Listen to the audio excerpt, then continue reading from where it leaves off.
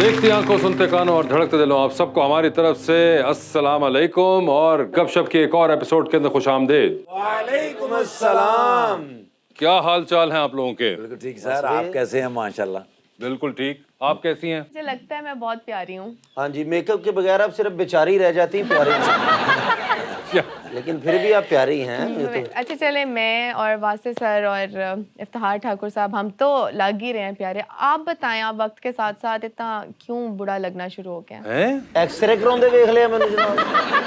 ਜਾਂ ਮੈਂ ਕਿਹਾ ਮੈਨੂੰ ਇੱਕ ਸੋਟੀ ਲੈ ਦਿਓ, ਮੇਰੇ ਕੋਲ ਤੁਰਿਆ ਨਹੀਂ ਜਾਂਦਾ।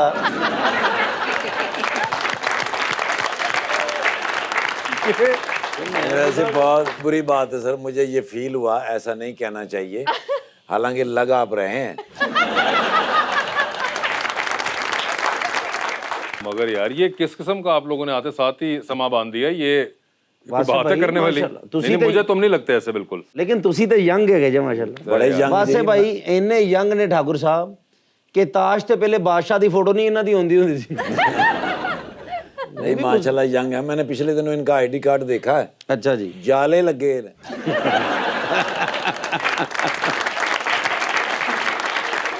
अच्छा बस कर दो, मैं मेहमानों को बुला लूं। आप बुलाएं सर। आप खास तौर पे वो आए हुए हैं बेचारे कराची से और बड़ी मुश्किल से मेरे हाथ लगे हैं। अच्छा और बड़े इंपॉर्टेंट गेस्ट हैं। लीजिए फिर बुलाते हैं अपने आज के मेहमानों को। खास तौर पे कराची तशरीफ लाए हैं, दोनों हस्बैंड एंड वाइफ ही बड़े कमाल शख्सियत के मालिक हैं। मोहतरमा टेलीविजन होस्ट हैं और साहब फेडरल मिनिस्टर रह चुके हुए हैं, प्रोविंशियल मिनिस्टर रह चुके हुए हैं और अभी प्रेजेंटली सेनेटर भी हैं। MQM से ताल्लुक जनाब फैसल सब्जवारी और मोहतरमा मदिया नकवी।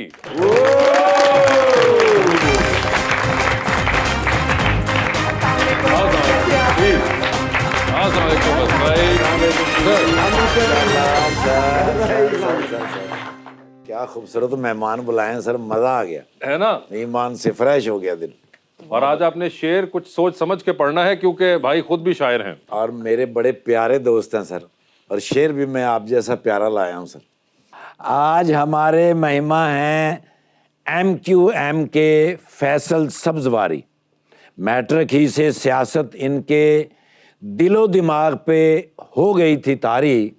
आज ये पाकिस्तान के जाने माने पॉलिटिशियन हैं। अपनी उम्र के सियासतदानों में फैसल भाई सब पे भारी। शुक्रिया ठाकुर साहब, बहुत नवाजिश। हम उसके सपनों में क्यों खोते हैं, रातों को उठ उठ के क्यों रोते हैं। हर खामंद अपनी बीवी का साथ देता है फैसल भाई। आप भी घर में मिलके बर्तन धोते हैं? मैं अकेले ही धोता हूँ। आप चाहें तो जवाब दे सकते हैं, चाहें तो स्किप कर सकते हैं। नहीं, उन्होंने जवाब दे दिया, वो कहते हैं मैं अकेले ही धोता हूँ। अकेला। मगर फैसल साहब ये तो बताएं, आप दोनों को जैसा मैंने कहा कि बड़ा मुश्किल है इकट्ठे खास तौर पे ढूंढना, क्योंकि आप वैसे ही 5 दिन बिजी होती हैं and it's very difficult for you to travel. और आप तो सर माशाल्लाह 1.5 साल से ऐसे बिजी हुए हैं, तो अब कोई सुकून का सांस आया? जी कुछ कुछ सांस आई है। नहीं तो बिजी क्यों हो गए? उन्होंने बिलियर्ड क्लब खोल लिया। और भाई फेडरल मिनिस्टर होना इंसान तो यही होता है इंसान के साथ। सॉरी, मैंने तो एक जुगत की है, मैं सीरियस रहना कर देना उन्होंने। बात तो जहाँ लगे कहने के कैसर तुम्हें कराची मिलूंगा। बिलियर्ड क्लब भी खोल दूंगा। अच्छा, मगर पहले तो मुझे ये बताएं फैसल साहब कि आपका ताल्लुक लाहौर से है। जी जी बिल्कुल। आप सर कराची से हैं। पिछले 1.5 साल से आप फेडरल मिनिस्टर रहे शहबाज शरीफ साहब की कैबिनेट में और माशाल्लाह 1.5 साल आपने गुजार लिया कामयाबी से। तो क्या उसकी वजह ये थी कि आपका ससुराल लाहौर में है?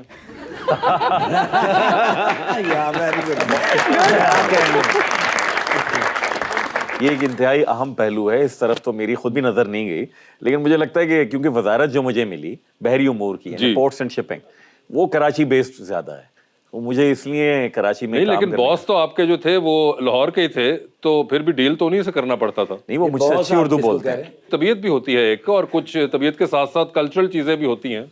आप बखूबी वाकिफ होंगे उससे, मुझे यकीन है। और आज आप अजीब कुछ लाहौर आके सहमे सहमे से लग रहे हैं मुझे। भाभी साथ है ना? वो हमारे एक दोस्त ने कहा था कि ससुराल ना करो, कहा करो ससुराइल कहा करो। ससुराइल। ये तो आपके दोस्त ने कहा था, इस पे मदिया आप क्या कहेंगी? बस फिर मैं इनको ससुराइल की याद दिलाती भी रहती हूँ। बिल्कुल तने वैसे ही। तनहा जो है ना, ये वही करती हैं जो इसराइल वाले फलस्तीनियों के साथ कर रहे हैं। अब आपको सोचे एक पंजाबी की उर्दू स्पीकिंग से शादी हो जाए तो फिर क्या होगा? तो ये तो आप बताएं कि क्या हुआ फिर बड़ा ये? जबरदस्त फर्क पूछे, सहमे सहमे तभी तो लग रहे हैं ये। पढ़े लिखे मियां बीवी जो आपस में लड़ रहे हो ना ठाकुर साहब, ते बड़े नफीस तरीके ਨਾਲ लड़ते ने कि एमी बीवी कह रही फैसल क्यों ऊंचा बोल रहे हो, मुझे डर लग रहा है, प्लीज सारी जिंदगी आप ऐसा नहीं बोले। ये मेरी लड़ाई हुई मेरी बीवी के नाल, उन्हें सात का बाद फुप्पड़ फोन करता, अब देख लो कैसर फिर लड़ पे आ जे। पढ़े लिखे सब बड़ा।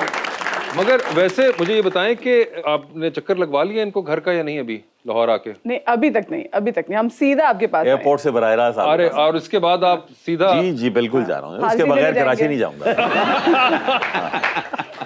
अच्छा, नहीं लेकिन किसी खौफ से नहीं, वो लोग बहुत मोहब्बत करते हैं, जाहिर बहुत बात है, शफकत रखते हैं। इंसान यही बोलता है अक्सर, नहीं, नहीं, ऐसा तो कुछ और नहीं बोल सकता। मुझे एक एडवांटेज हुआ है पॉलिटिक्स का, तो ये है कि वो रिश्तेदारियों में भी जो है ना लोग थोड़े से रोब का शिकार रहते हैं, विच आई एंजॉय। अच्छा, ये वैसे रोब सिर्फ रिश्तेदारों पे ही रहता है या कहीं और भी चलता है? नहीं नहीं, वधिया, आप चाहे तो इसको रिफ्यूट कर सकती हैं, आप नहीं। खामोश हैं, खामोशी का मतलब नहीं इकरार नहीं, होता है। मैं तो देखिए मेरे माँ बाप ने मुझे इतना प्यार से पाला पोसा, इतनी अच्छी मेरी तरबियत की, मैं कहाँ इनको रोब में रख सकती हूँ। वैसे मैं पंजाबी हूँ, मैं अपना सारा बदला निकाल लेती हूँ कहीं ना कहीं जुगते मार मार के, मतलब हंसी मजाक में मैं कर लेती हूँ आप ये अपना। करती हैं यानी कि इनके साथ? इंतहाई। जी मैं करती हूँ। अब फैसल भाई हमारे पास काफी मर्तबा है, ऐसे बैठते थे, अब ऐसे बैठे। मगर आपको समझ आती है जो ये करती हैं जुगते वगैरह ये? हाँ हाँ, ये उर्दू में माशाल्लाह इनकी उर्दू बहुत अच्छी है। अच्छा, आपने मौके की मुनासबत से जुगतों का वो चेंज कर लिया सबटाइटल? बाद अल्फाज जैसे मुझे समझाने शुरू कर दिए हैं, चवल क्या होता है, तरा कट देना। अब मैं ये नहीं कहना चाहता कि ये दो लफ्ज़ ही सिर्फ आपको क्यों याद है। आप समझ सकते नहीं हैं। लेकिन देखिए वर्ड जो चवल है उसकी डेफिनेशन कोई नहीं, मैंने कहा मैं आपको दिखा सकती हूँ कि ऐसा होता है। बस भाई मैं चला लाहौर चवल बखाना है नहीं, वो ऑलरेडी दिखा चुकी हुई है, हमारे पास इसलिए नहीं आई वो। मगर मुझे ये बताएं वेल्स, एक तो आपने बहुत ही जिसे कहते हैं लड़कपन के करीब ही तकरीबन सियासत का आगाज कर दिया, या उसके अंदर एक आपने इंटरेस्ट शो करना शुरू कर दिया from your school life and then from the college life. आपने चार्टर्ड अकाउंटेंसी पढ़ी इवेंचुअली? जी। यार ये बहुत मुख्तलिफ चीजें नहीं है, सियासत में इतना इंटरेस्ट और एक तरफ चार्टर्ड अकाउंटेंसी, इतनी मेहनत करनी पड़ती है उसमें। चार्टर्ड अकाउंटिंग कितना फ्रूट लगता है इसमें? क्या लगता है? फ्रूट चार्टर्ड अकाउंटिंग और फ्रूट चार्ट नहीं, चार्टर्ड अकाउंटेंसी ये कोई और चीज होती ये है? बहुत और चीज होती है, इसका कोई ताल्लुक नहीं है। नहीं, जिस तरह आप कह रहे हैं ना वासे, क्योंकि स्कूल से ही मैं तो सियासत में था, शगफ मेरा, फिर कॉलेज से मैं स्टूडेंट पॉलिटिक्स में आ गया, और यूनिवर्सिटी में भी इकोनॉमिक्स मेरा सब्जेक्ट था, फिर बीबीए के बाद मैं चार्टर्ड अकाउंटेंसी। तो ये चीज़ें तो इसलिए भाई कि देखें लोअर मिडिल क्लास से ताल्लुक आपका, आपको कमाना है, कोई ऐसी तालीम हासिल करनी है, वो सब कर रहे थे। अगर वाले साहब के पास बहुत सारे पैसे होते तो मैं शायद उर्दू अदब पढ़ता या इंग्लिश लिटरेचर पढ़ता, लेकिन खैर वो इसलिए कि कमाने वाली कोई डिग्री लेनी थी और सियासत एक पैशन था, किए जा रहे थे, तो बस फिर मौका लगा। 2002 में मेरी जमात ने मुझसे कहा, मैं उस वक्त अपनी पार्टी की स्टूडेंट विंग का सरबराह था, कि आप इलेक्शन लड़ें। 90s की सियासत ऐसी होती थी, 2-2.5 साल असेंबली चलती थी। मैंने अपने घर वालों से भी कहा मुश्किल 2-2.5 साल असेंबली चलेगी, चले मैं ब्रेक ले लेता हूँ। तो मैं एक प्रोफेशनल चार्टर्ड अकाउंटेंट फर्म में उस वक्त काम करता था। वहाँ पे जब छुट्टी मांगने गया तो बड़ा लतीफ़ा था, वो वहाँ के जो पार्टनर थे वो बड़े मसरूफ़ थे, यार मैं जा रहा हूँ बाद में आना। मैंने कहा 2 मिनट बाद तो सुन, नहीं बाद में आना यार, क्या जल्दी है? मैंने कहा मैं इलेक्शन लड़ रहा हूँ। कहने क्या? वो बैठ गए। कराची में अगर कोई 26-27 साल का लड़का क्या मैं इलेक्शन लड़ने जा रहा हूँ तो वो वैसे ही बैठ जाए। कौन सी पार्टी से? मैंने भाई हमें एमकेएम के अलावा और कौन टिकट देगा? तो फिर वो मजीद बैठ गए लेट गए उसके बाद। तो बस फिर सोचा ये था 2-2.5 साल लगेंगे, लेकिन 15 साल मुस्तकिल में सिंध असेंबली में रह गया। फिर उसके बाद फिर सेनेट में आ गया और अब मगर मुझे एक बात बताएं Faisal, out of curiosity I just want to ask, Faisal आपका ताल्लुक एमकेएम से रहा और आपने बहुत यंग एज में 2000 में आप 25-26 साल के थे। अच्छा, मैं ये जानता हूँ कि आपका जो दोस्त अहबाब और जो तमाम रिश्तेदार हैं उनका सर्कल भी बड़ा एक पढ़े लिखे लोगों का है और बहुत मिडिल क्लास, और वो एमक्यूएम का हमेशा से एक इमेज रहा जो 2000s के अंदर बहुत ज़्यादा स्ट्रॉन्ग था। True. राइट और रॉन्ग मैं उस पर नहीं जा रहा है, मगर एक जो पब्लिक इमेज जिस तरह होता है, आपके लिए कभी मुश्किल होता था उन तमाम सवालात का जवाब देना, नॉट टू द वोटर्स मगर अपने ही ये दोस्त अहबाब को या रिश्तेदारों को या जानने वालों को, कि यार ये अब एक इमेज है, अब ये इसके मुताबिक सवाल करेंगे लोग? बहुत मुश्किल। मुझे अच्छी तरह याद है, मैं दुबई की एक चार्टर्ड अकाउंटेंट फर्म में काम कर रहा था, वहाँ हम लीड ऑडिटर्स थे एहतिसालात के। तो मेरे स्कूल कॉलेज के दोस्त मिल गए वहाँ पर, तो उन्होंने अपने सर्कल में तारुफ कराया। उन्होंने कहा ये बड़े पढ़े लिखे आदमी हैं, लिटरेरी आदमी हैं, और चार्टर्ड अकाउंटेंसी कर रहे हैं, फर्गसन्स में थे, लेकिन बदकिस्मती से एमक्यूएम में ये तारुफ होता था। ये तो चले एक बार वालिद साहब ने कहा, मगर जब खुद आपने बात की होगी या पता चला होगा, उनके लिए कुछ था कि बेटे यही एक जमात मिली थी या कोई और पॉलिटिशियन कर लेते। मजे की बात बताऊं, क्योंकि फैसल मेरे शोज पे भी आते थे, तो मेरी फैसल के साथ अच्छी सेलेक्ट भी थी, मेरी फैसल के साथ बहुत अच्छी दोस्ती भी थी। सो जब मेरे वालिद साहब कभी कराची आते थे तो मेरे अब्बू को बिल्कुल पता होता है कि मेरे कौन से दोस्त हैं, मैं किन के साथ उठ रही हूँ, बैठ रही हूँ, कहाँ फिल्म देखने जा रही हूँ, तो अब्बू को पता होता था। तो फिर अब्बू एक बार कराची आए, मैंने अब्बू को मिलवाया भी। फिर एक बार फैसल आप भी लाहौर आए थे, तो फिर आप तब भी मेरे दोस्तों हमारे साथ मिले अब्बू से।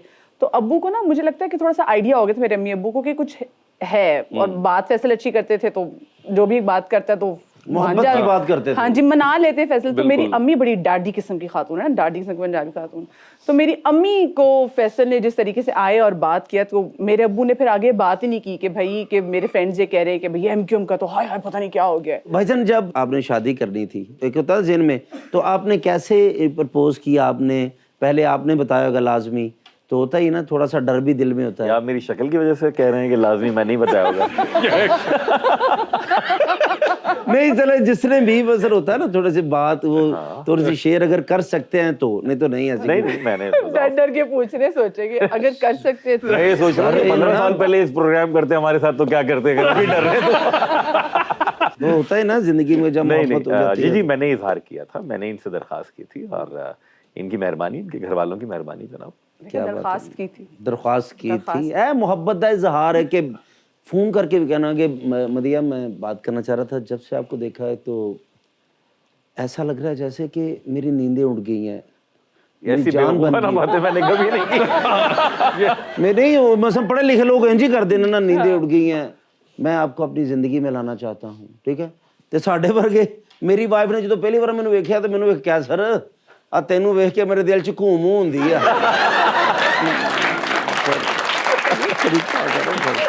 फैसल साहब, शेरो शायरी खुद की जो है वो चल रही है। मुझे जब अच्छी शायरी की तमीज आई तो मैंने खुद शेर कहना छोड़ दिया। खुद शेर कहना, मगर ये जो एक शेर था आपका, खिराज मोहब्बत दिए जा रहे हैं, आप ही के प्रोग्राम में आखिरी हाँ, दफा हो ही जा रही है, दिए जा जा रहे रहे हैं। तो ये अभी भी क्या दिए जा रहे हैं? नहीं सर, ये तो अब इनकम ही नहीं है कि जो आदमी टैक्स दे, खिराज तो टैक्स होता है ना, तो देयर नो इनकम।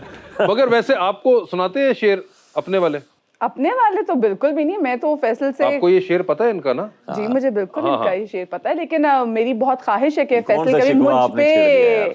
मुझ पे कभी कुछ शेर कह दें। अच्छा। तो बहुत बार मैं इनसे भाई, जब मैं दरख्वास्त दर्द भरी कर शायरी चुकी करूंगा हूँ, तो लिख मिन्नत दूंगा। समाजत कर चुकी हूँ, मगर नहीं हुज्जत कहते। कर चुकी हूँ, पर नहीं। मगर कोई आपको राइटर्स ब्लॉक। कितने साल से? पर जब से मोहब्बत हुई ना, राइटर को ब्लॉक कर राइटर का ब्लॉक हो चुका है। मगर कोई आपको वैसे जॉन एलिया वगैरह सुनाते रहते हैं? शादी से पहले, मतलब हम कभी डिस्कशन होती तो तब। नहीं, आप उनको सुनाया करो ना शेर, फैसल भाई को देख के, वो जो कहता था कुछ नहीं होता, अब रोता है चुप नहीं होता। भी उन्होंने जाना है आगे ससुराल भी, मगर पहले इतना सुनाया करते थे, शादी के बाद क्यों रुक गए आप? भाई उस वक्त गुफ्तगू के लिए मौज़ूआत आपको चाहिए होते थे ना, मुख्तलिफ मौज़ूआत होते हैं रोज़मर्रा के, घरेलू प्रोफेशंस के हवाले से, सियासियात के, तो उस पर होती है शायरी। कभी दोस्तों में बैठते तो सुनाते हैं इनके सामने भी। तो आज कोई सुना दे इनके लिए कोई शेर अच्छा सा। शेर वसी शाह ने कहा था, तो मैंने वसी को कहा कि यार आपने बड़े लोगों का जो है ना काम किया है, इसमें शेर जो था, हमारे एक दोस्त ने कम से कम 26 दफा तो मुझसे SMS पे मांगा है वो शेर, तो वो शेर मैं सुनाता हूँ, थोड़ा सा रिलेटेबल भी है कि वो तुम मेरी पहली मोहब्बत तो नहीं हो लेकिन, तुम मेरी पहली मोहब्बत तो नहीं हो लेकिन मैंने चाहा है तुम्हें पहली मोहब्बत की तरह। ओह अच्छा, ये शाह साहब की बहुत जबरदस्त चालाकी जो बहुत से लोगों के काम आ सकती है। मगर वैसे आपने मैथ्स कॉम पढ़ा और फिल्म मेकिंग भी पढ़ी, जी जी बिल्कुल बिल्कुल। उसका कोई रहा है इंटरेस्ट? बाकी वैसे मेरा शुरू में इंटरेस्ट बहुत था, और आपका जो साबका चैनल और मेरा भी वो साबका चैनल था, तो मैं वहाँ पर गई थी और मैं प्रोडक्शन में कुछ काम करना चाहती थी, पर मुझे ये नहीं पता था कि जो डॉक्यूमेंट्रीज फिल्म मेकिंग मैंने पढ़ी हैं उसका चैनल्स में अभी तक वैसे स्कोप नहीं आया, तो वो चीज़ें नहीं हो रही। अब इंटरनेट वगैरह पे हम बहुत सारी चीज़ें देख रहे हैं, तो उन्होंने मुझे कहा कि आप कहाँ प्रोडक्शन में काम करेंगे, आप छोड़े प्रोडक्शन में ना कोई 9 to 5 वाली जॉब नहीं होती, आप हंसती अच्छे हैं, आप ऐसे एंकर बन जाए। तो मैंने कहा अच्छा, मैंने कहा जी, और मतलब आपकी स्माइल अच्छी है, आपकी उर्दू अच्छी है, आप ना एंकर बन जाए। और मैंने फिर एक अदद ऑडिशन दिया और मैं वाकई एंकर बन गई। तो लेकिन अभी मेरे दिल में कहीं ना कहीं वो है कि मुझे डॉक्यूमेंट्रीज बनानी है, पर शायद मुझे अब उतना वक्त नहीं और मिलता। स्पेसिफिकली मदिया डॉक्यूमेंट्रीज ही हैं, that is your field of interest? देखिए डॉक्यूमेंट्रीज में तो ऐसी चीज़ है ना कि इसमें मुआशरे का कोई भी चुपता हुआ टॉपिक उसको लेके उस पर चीज़ बना सकती हूँ। मेरे जहन में ऐसी कोई भी चीज़ नहीं आती जो मुझे लगता है कि मैं कमर्शियल पॉइंट ऑफ व्यू से बना सकूँ। लेकिन हो सकता है मैं दोबारा टेलीविजन प्रोडक्शन में आऊं, जो मेरा गैप है तो वो हो सकता है कि मदिया करें, बट इनका बड़ा हिडन टैलेंट है। एक आध दफा तो इनके शो में हुआ है। She is a wonderful actress. यानी प्रोफेशनल एक्टर्स इनके साथ बैठे हुए थे और सबसे बेस्ट स्किट इन्होंने ही किया, उन सबसे बेहतर था। अच्छा, वो मेरा मॉर्निंग शो था, हमें स्किट करना था एक अदद, इसी तो चैनल उसमें के ऊपर था। हाँ मेरे ख्याल में यहाँ। इसी चैनल पे था। सो जो मेरे जो साथ एक्टर्स थे वो नहीं वो कर पाए, तो फिर मुझे, मेरा तो शो था, मुझे तो बचाना और था। ये सिर्फ तो मैं आपने कूद वहीं गई। पे डिस्प्ले किया अपना टैलेंट, कभी आपने आम जिंदगी में इसका इस्तेमाल किया हो जनाब। तो आपको ये देखने को मिलता रहता है। हाँ अच्छे एक्टर अपने शो को बचाने के लिए एक्टिंग भी कर लेते हैं। हाँ, वासे भाई ने कभी भी नहीं की। मेरा क्या बीच में लेना देना भाई। वेलकम बैक फैसल साहब। तो मुझे एक बात बताएं, मैंने सुना है कि आप बचपन में बड़े वांटेड किस्म के फैमिली मेंबर थे, अक्सर शादियों पे आपको बुलाया जाता था। ये बहुत गलत किस्म की मुखबिरी दी है। आपको इस बात का इल्म है वैसे मदिया? हाँ, अम्मी बताती हैं कि हर जगह नहीं जाते थे, जैसे कि ईद का त्यौहार भी होता था तो खुशी खुशी रिश्तेदारों के घर नहीं जाते मगर थे। उसकी वजह उनको भी शायद पता नहीं होगी, क्योंकि भाई को इतनी आदत थी कि इनको खास रिक्वेस्ट करके बुलाया जाता था शादियों के ऊपर। और क्यों बुलाया जाता था, इन्होंने आपको कभी ये बताया? ये मुझे समझ में आ रहा है कि एक बहुत ही बदबख्त किस्म का राइटर है, उसने ये मुखबिरी की है वासे को। मगर ये क्या बात सच है? हाँ ऑफ कोर्स, मुझे बड़ा शौक था अपना परकशन वगैरह बजाने और ये का। कॉन्गो ड्रम, कॉन्गो बजाता था जी, कॉन्गो मैं ड्रम ड्रम्स बजाता था, बजाने कॉन्गो के लिए बजाता खास तौर पे था। आप जी जी बुलाया जाता था। खानदान की शादियों में बजाता था। हाँ, और वो जो एक कॉन्गो ड्रम, जिन लोगों को आइडिया नहीं है, इट्स 3 सेट ऑफ ड्रम होता है, जिसको खास तौर पे फैसल साहब बजाया करते थे। और मैंने सुना है कि डांस भी बड़ा। नहीं गाना गाते थे। गाना गाते थे। वासे भाई, फैसल भाई है ना, माइकल जैक्सन नहीं आए। नहीं, मगर आपको पता नहीं है, ये भी कुछ हमें खबरें मिली हैं कि डांस भी भाई बहुत जबरदस्त कर लेते नहीं, अब थे। भी कोशिश करता हूँ डांस करने की, बेगम घूरने लगती हैं। ये ऐसा क्यों जिन्होंने है? आपको मुखबरी की है ना, तो उन्होंने क्योंकि देखा है शादी पे फैसल ने बहुत डांस किया था। मेरे ख्याल से एक वाहिद ऐसी जगह जिससे मैंने फैसल को डांस करते हुए देखा है, और वो आखिरी डांस था, वो आगे। आखिरी लास्ट सपोर्ट। द लास्ट था वो। नहीं, मगर ये बड़ी एक बात है, हमने सुना है कि बहुत भाई जो हैं बड़े इस मामले में पैशनेट थे, कॉन्गो ड्रम्स और परफॉर्मेंस के ऊपर बहुत जोर होता गाने था। वाने गाते थे हम लोग, तो अभी भी काफी गाने गाते और हैं। गाने में Karaoke, सुना है आप हाँ। बहुत से सिंगर्स के भी गाने गा लेते थे। हाँ, और उन सिंगर्स के जो गाने गाते थे, सुना उनकी आवाज में भी गा लेते थे। जी सर, मैं समझ गया था वो जब आपने ये कॉन्गो वाली बात आई ना, मैं समझ गया था ये कहाँ से मुखबिरी आई घर के है। अंदर इंशाल्लाह से कभी ना लेके कभी मैं उसकी भी आपको 10 चीजें दूंगा। मगर वैसे आपको तो सुनाते ही होंगे गाने। ये बहुत अच्छा गाती वो तो गाती हैं, हमें पता है, वो बिल्कुल तो सुनाते देखें, हैं, हमें उनके बारे में तो आइडिया है हमें। आप अपना बताएं ना, कोई सुनाया इन्होंने आपको कभी? हमारे एक दोस्त हैं, उन्होंने बड़ा यकसतरी तबसरा किया। हम बैठे हुए थे उनके घर पे, कैरियोके का हल्का फुल्का सेटअप हो रहा। उन्होंने कहा यार आपकी पिच बहुत अच्छी है आवाज की वजह से, लेकिन सुर भाभी के अच्छे हैं। कौन सा फेवरेट गाना है आपका किशोर का? मेरे वालिद बड़ा गाते थे एक गाना किशोर का, तो वो बल्कि मैंने और अब्बू ने भी कैरियोके पे ट्राई किया था ना। तो अब अब्बू की थोड़ी सी सांस का मसला हो रहा था, तो वो खैर वो मेरे सपनों की रानी। मेरे सपनों की रानी, और ये आप सुनाते ही होंगे घर पे आम फहम। ये थोड़ा गा भी दें प्लीज। हाँ जी, गाते ऑडियंस की गा फरमाइश। दीजिए अगर आपको लगे। मेरे सपनों की रानी मेरे साथ आई। क्या है भरोसा आशिक दिल का और किसी पे ये आ जाए, आ गया तो बहुत पछताएगी तू, मेरे सपनों की रानी कब आएगी तू, आई रुत मस्तानी कब आएगी तू, बीती जाए जिंदगानी कब आएगी तू, चलिया तू चलिया। जबरदस्त। फैसल साहब, कभी हुआ शहबाज शरीफ के साथ कोई बैठक लगी? शरीफ फैमिली में सब बहुत अच्छा गाते हैं। मैंने मरियम साहिबा को देखा, हमजा साहब गाते हैं, जुनेद उनके जो नवासे वो बड़ा जबरदस्त गाते हैं, सीखे हुए हैं, बहुत अच्छा गाते हैं। जुनेद की बहुत सिंगिंग हमने देखे को नहीं। मगर आपने कभी हुआ शहबाज शरीफ साहब से आप यहाँ से आपने गा दिया हो कि मेरे सपनों की रानी, आगे से वहां से मियां साहब ने कहा मैं नहीं मानता, नहीं, शायरी का हुआ। शायरी का हुआ हाँ, है? शहबाज अच्छा। साहब के साथ आए। तो उन्होंने जालिब सुनाया आपको? उन्होंने कोई सुनाया शेर, तो बस हमसे तो फिर रहा नहीं जाता। आपने तो हमला कर दिया होगा ताबड़तोड़ किस्म का। मैं भी एक आध शेर जो है ना उनको सुना दिया, क्योंकि हमारे यहाँ कराची में वो नाज़माबाद में हमें वो बड़ी मशहूर थी, हम कहते थे कि जान जाए लेकिन जुमला ना जाए। ओए होए होए। जुमला जो है ना वो अगर आ गया ज़बान के ऊपर तो बस फिर चला जाता। हम लोग कहीं भी जाते ना, पहले बहुत सारे ऐसे फ्रेंड्स थे जिनको बहुत ज़्यादा शौक था शेर कहने का, तो वो जब से हम उनकी गैदरिंग में गए ना तो उन्होंने शेर कहना बंद कर दिए हैं, क्योंकि फैसल कोई ना कोई इसमें से नक्स निकाल लेते हैं, फिर आगे से जवाब में ऐसा शेर सुनाएंगे या कुछ ऐसी बात कह देंगे कि ऐसा कहते नहीं और भाई, हम आई एम श्योर ये लाहौर आके तो इनके सामने कोई ट्राई नहीं करता होगा आपकी फैमिली वगैरह में या नहीं, कुछ? बिल्कुल भी नहीं। शेर है ना। हाँ बिल्कुल, लाहौर का अपना शेर। और वैसे भी यहाँ तलफ़्फ़ुज़ का भी बहुत एक मसला पड़ता है। अल्लाह जन्नत नसीब करे। ज़िया मोइनुद्दीन साहब को मेरी बड़ी एक ख्वाहिश थी कि कभी इंटरव्यू करूं, and I never got to interview him. मगर फिर मैं सोचता था कि बेहतर ही था, क्योंकि अगर ज़िया साहब का इंटरव्यू करता तो पहले 2 मिनट में ही उन्होंने मेरे साथ वो करनी थी तलफ़्फ़ुज़ के ऊपर और प्रोनाउंसिएशंस पे कि मैं उसके बाद शो ना कर पाता। तो ये एक बड़ा होता है, क्योंकि आई नो कि इनका भी बड़ा ज़ौक़ है। और क्योंकि उर्दू शायरी में ना तलफ़्फ़ुज़ से उसका वज़न ऊपर नीचे हो जाता है मिसरे का। बिल्कुल। तो जब वो वज़न से गिर जाएगा तो फिर तो वो मज़ा नहीं आता। तो नजरों से गिर जाएगा। वो नजरों से गिर जाएगा। पंजाब साइड पे आम तौर पे प्रोनाउंसिएशन हमारी जो है वो थोड़ी सिरक जाती है। वैसे मैंने सुना भाई को गेमिंग का भी बहुत शौक है। बिल्कुल बिल्कुल, फीफा बहुत शौक से, बहुत शौक से। हाँ, 1.5 साल से नहीं खेला, अब फरागत के बाद कुछ खेलूंगा। मगर क्यों आप इस्लामाबाद साथ ले जाते हैं? है मेरे पास, पार्लियामेंट लॉजेस में वाईफाई नहीं चलता? है मेरे पास, सब कुछ है, बस वक्त नहीं इतना। देखिए मैं बड़ा हैरान हुआ, हम हर वीकेंड के ऊपर कोशिश करते थे एक आध मूवी ज़रूर देख लें OTT के ऊपर।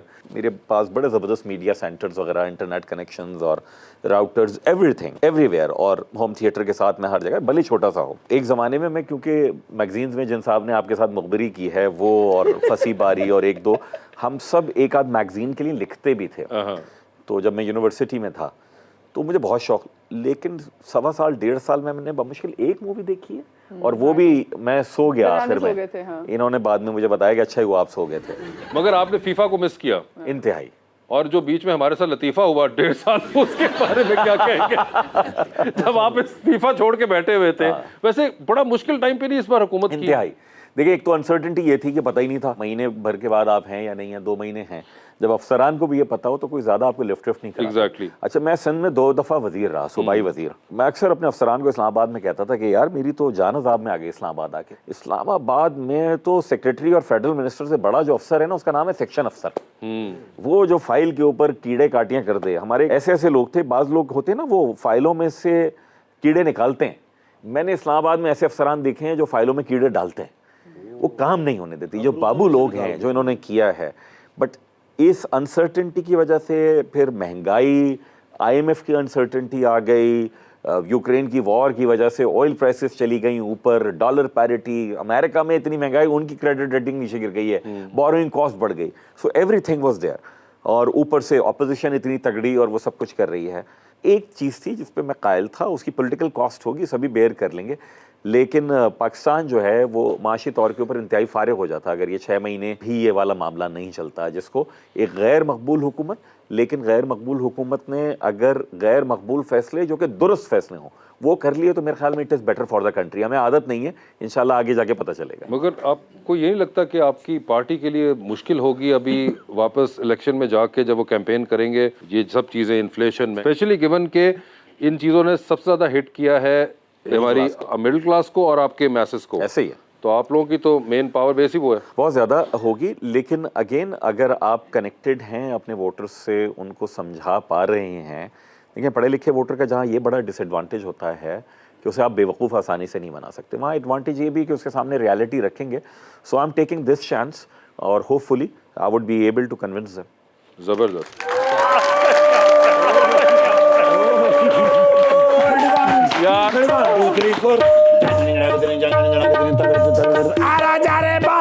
आज मैं आना नहीं सी, तो फिर क्यों आए हो? भाई आज तो मैं सभा फैसल साहब की वजह तो अपना फैसलाबाद साहब की वजह, फैसल कुरैशी साहब की वजह तो नहीं, हाँ। फैसल सब्जवारी साहब की वजह। Thank you. मेरे बेस्ट फ्रेंड है। अच्छा जी। जी सर, मैं डिनर कर रहा था। अच्छा। एडा जबरदस्त डिनर मैं कर रहा था उस्मान बुज़दार साहब नाल। यार। उस्मान बुज़दार साहब ਨੂੰ ਤੁਸੀਂ नहीं जानते होने, नहीं। पिछे जो पंजाब CM रहे ने। मैं जानता जानते हैं ਉਹ ਅਸਲ 'ਚ ਨਾ ਅਚਾਨਕ ਦੇਣੇ ਚਾਹੁੰਦੇ ਨੇ ਉੱਥੇ ਮੈਂ ਡਿਨਰ ਕਰ ਰਿਹਾ ਗੱਪਸ਼ਪ ਹੋ ਰਹੀ ਹੈ ਅੱਛਾ। ਤੇ ਤੁਹਾਡਾ ਪ੍ਰੋਗਰਾਮ ਲੱਗ ਗਿਆ ਗੱਪਸ਼ਪ ਹਾਂ। ਉਹਨਾਂ ਦੀ ਨਜ਼ਰ ਪੈ ਗਈ ਫੈਸਲ ਸਾਹਿਬ ਤੇ ਅੱਛਾ। ਮੈਨੂੰ ਕਹਿੰਦੇ ਨੇ ਫੌਰਨ ਉੱਥੇ ਪਹੁੰਚ ਸਕਣਾ ਹੈ। ਮੈਂ ਕਿਹਾ ਜੀ ਮੈਂ ਨਿਰਗੋਲੀ ਹਾਂ ਕਿ ਸਾਮਰੀ ਜਾਦੂਗਰ ਹਾਂ अच्छा ਮੈਨੂੰ ਕਹਿੰਦੇ ਨੇ ਜਿੱਡਾ ਤੂੰ ਚੌਕਸ ਹੈ ਹੈਂਗ ਹੈਂਗ ਹੈਂਗ ਹੈਂਗ ਕਹਿੰਦਾ ਤੂੰ ਪਹੁੰਚ ਸਕਣਾ ਹੈ ठीक है ਮੈਂ ਕਿਹਾ ਸਰ ਗੱਲ ਹੀ ਕੋਈ ਨਹੀਂ ਆਰਡਰ ਲਾਓ ਕਹਿਣਾ ਕੀ ਏ ਕਹਿੰਦੇ ਨੇ ਯਾਰ ਤੈਨੂੰ ਪਤਾ ਕਿ ਮੇਰੇ ਦੌਰ ਦੇ ਵਿੱਚ ਮੇਰੇ 'ਚ ਕਿਸ ਚੀਜ਼ ਦੀ ਕਮੀ ਰਹੀ ਏ ਮੈਂ ਕਿਹਾ 200 ਕਰੋੜ ਚੀਜ਼ਾਂ ਦੀ ਕਮੀ ਸੀ ਮੈਂ ਹੁਣ ਦੱਸਣ ਲੱਗਾ ਤੇ 2 ਦਿਨ ਲੱਗਣਗੇ ਮੈਨੂੰ ਕਹਿੰਦੇ ਨਹੀਂ ਅਸਲ ਵਿੱਚ ਨਾ ਮੀਡੀਆ ਦੀ ਵਜ੍ਹਾ ਤੋਂ ਮੈਂ ਪਿੱਛੇ ਰਹਿ ਗਿਆ ਅੱਛਾ। ਮੈਂ ਮਾਰਨਿੰਗ ਸ਼ੋਆਂ ਤੇ ਨਹੀਂ ਗਿਆ ਮੈਂ ਸਿਆਸੀ ਪ੍ਰੋਗਰਾਮਾਂ ਤੇ ਨਹੀਂ ਗਿਆ ਇਸ ਵਾਸਤੇ ਲੋਕਾਂ ਨੇ ਮੈਨੂੰ ਜਾਣਿਆ ਹੀ ਨਹੀਂ ਮੈਂ ਸੋਸ਼ਲ मीडिया यूज नहीं ਕੀਤਾ ਬਟ ਅਬ ਨਾਓ ਮੈਂ ਕਰਨਾ ਚਾਹਤਾ ਹੂੰ Okay। ਮੈਂ ਕਿਹਾ ਸਰ ਜੀ ਇਹਦਾ ਫੈਸਲ ਸਾਹਿਬ ਨਾਲ ਕੀਤਾ ਲੱਗੇ ਕਹਿੰਦੇ ਨੇ ਤੂੰ ਜਾ ਕੇ ਤੇ ਇੱਕ ਵਾਰੀ ਗੱਲ ਕਰ ਦੋ ਚੀਜ਼ਾਂ ਹੋ ਸਕਦੀਆਂ ਨੇ ਉਹ ਕਿਆ? ਇੱਕ ਤੇ ਫੈਸਲ ਸਾਹਿਬ ਚੂੰਕਿ ਐਮਕੇਐਮ ਦੇ ਬਿਹਤਰੀਨ ਔਰ ਸੁਪਰ ਲੀਡਰ ਨੇ ਨਾਲੇ ਐਮਕੇਐਮ ਜਿਹੜੀ ਹੈਗੀ ਇਹ ਗਰੀਬ ਪਰਵਰ ਪਾਰਟੀ ਹੈ ਅਗਰ ਮੈਨੂੰ ਟਿਕਟ ਦੇ ਦੇਣ ਕਰਾਚੀ ਦੇ ਵਿੱਚੋਂ ਮੈਂ 6 ਸੀਟਾਂ ਜਿੱਤ ਸਕਣਾ ਮੈਂ ਕਿਹਾ ਜੇ ਫੈਸਲ ਸਾਹਿਬ ਨੇ ਨਾ ਮੰਨੀ ਤੇ ਫਿਰ ਕਹਿੰਦੇ ਨੇ ਮੈਡਮ ਮਦੀਆ ਤੇ ਮਾਰਨਿੰਗ ਸ਼ੋਅ ਕਰਦੇ ਹੀ ਨੇ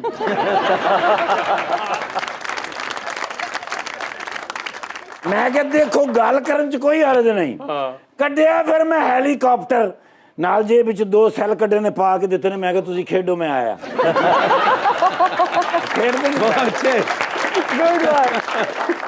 ਕੱਢਿਆ ਫਿਰ ਮੈਂ ਡਾਲਾ ਅੱਛਾ। ਪਹੁੰਚਿਆ ਬਸ ਰਿਕਵੈਸਟ ਹੀ ਹੈਗੀ ਏ ਅਗਰ ਤੁਸੀਂ ਉਹਨਾਂ ਨੂੰ ਟਿਕਟ ਦੇ ਦਿਓ ਅਗਰ ਐਮਕੇਐਮ ਦੀ ਟਿਕਟ ਨਾ ਹੋਵੇ ਤੇ ਚਲੋ ਉਹਨਾਂ ਦੇ ਘਰ ਤੋਂ ਲੈ ਕੇ ਕਰਾਚੀ ਦੀ ਟਿਕਟ ਹੀ ਲੈ ਦਿਓ यार ਕੋਈ ਸਮੁੰਦਰ ਤੇ ਵੇਖ ਲੈਣ ਯਾਰ ਪਤਾ नहीं अपनी हुकूमत वजीर आला बनाया था ये कह के कि उनके गांव में बिजली नहीं थी हाँ जी। अब मुझे पता नहीं 3.5 साल में गांव में बिजली आई या नहीं आई कराची आ जाए हम बिजली का इंतजाम करवा देंगे ਲਓ ਜੀ ਇਹ ਗੱਲ ਗਰੀਬ ਪਰਵਰ ਪਾਰਟੀ ਹੈ ਕਿ बिल्कुल देख लो हो गया काम ਵੈਸੇ ਮੈਂ ਵੀ ਇੱਕ ਵਾਰੀ ਉਹਨਾਂ ਦੇ ਪਿੰਡ ਦੇ ਵਿੱਚ ਗਿਆ अच्छा ਯਾਰ ਸਾਰੇ ਘਰਾਂ ਦੀਆਂ ਬੱਤੀਆਂ ਬੰਦ अच्छा ਤੇ ਇੱਕ ਘਰ ਦੇ ਵਿੱਚ ਲਾਈਟ ਜਲ ਰਹੀ ਮੈਂ ਕਿਹਾ ਇੱਥੇ ਜ਼ਰੂਰ ਕੋਈ ਐਸਾ ਬੰਦਾ ਹੈਗਾ ਜਿਹਦੀ ਰੌਸ਼ਨੀ ਹੈ अच्छा ਮੈਂ ਕਿਹਾ ਸਰ ਇਹ ਕੀ ਚੱਕਰ ਹੈ ਪੂਰੇ ਪਿੰਡ ਦੀ ਬੱਤੀ ਬੰਦ ਹੈ ਸਿਰਫ ਇਸ ਘਰ 'ਚ ਲਾਈਟ ਜਲ ਰਹੀ ਕਹਿੰਦੇ ਨੇ ਪੁੱਤਰ ਸਿਰਫ ਇੱਥੇ ਯੂਪੀਐਸ ਲੱਗਾ ਹੋਇਆ ਹਾਂਜੀ ਤੇ ਸਰ ਜੀ ਤੁਹਾਡੇ ਲਈ ਫਿਰ ਡਨ ਨੇ डन सर ਮਾਸ਼ਾਅੱਲਾ ਵੇਖੋ ਕੈਸੀ ਗੁਰਬਤ ਆ ਗਈ ਇਹਨਾਂ ਦੇ ਉੱਤੇ ਓਏ ਆਪਣਾ ਟੈਰਸ ਕਿਰਾਏ ਤੇ ਦੇ ਦਿੱਤਾ ਨਵੇਂ ਬੰਦੇ ਕੀ ਹੋ ਗਿਆ ਇਹ अबे टेनिस नहीं है वो यार ਓਏ ਐਡਾ ਵੱਡਾ ਚੈਨਲ ਤੇ ਤੁਸੀਂ ਕਿਰਾਏਦਾਰ ਬਹਾ ਲੈਣੇ ਯਾਰ अरे टेनिस नहीं वो मेरे म्यूजिशियन है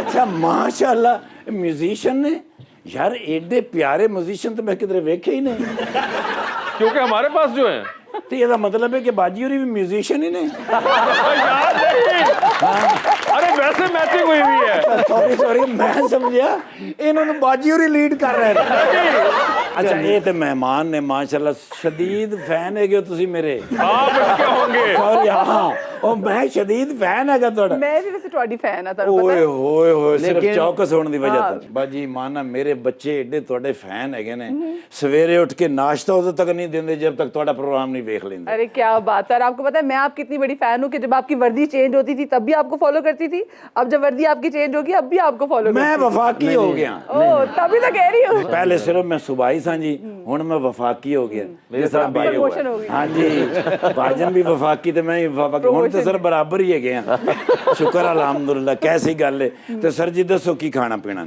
अरे यार नहीं प्लीज अरे सर नहीं इस तरह नहीं हो अरे सकता। तकल्लुफ ना करें। सर कराची तो आए ने मैं खाली हाथ नहीं जान देना अरे तकल्लुफ मैं नहीं। 500 लेके ही जाना